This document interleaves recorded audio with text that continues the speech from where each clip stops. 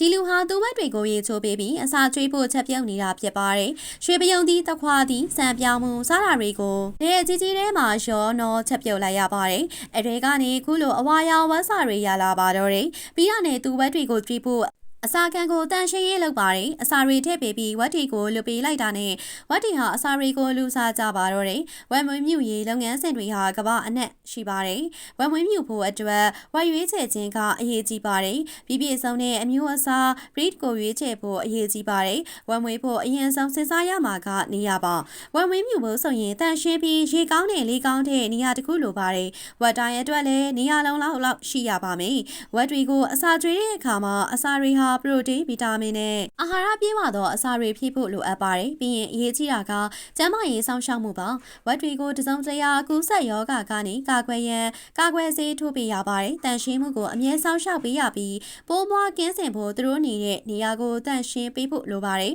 ဈေးကုသပေးမှုနဲ့အာဟာရညီညွတ်မှုဟာဝက်ကျန်းမာရေးအတွက်အရေးကြီးပါတယ်ဝက်တွေရဲ့အသားကိုအဓိကအသုံးပြုနိုင်မဲ့အရေးအယိုးများကိုပါစက်မှုလုပ်ငန်းများမှာအသုံးပြုနိုင်ဖို့ရောင်းချပါတယ်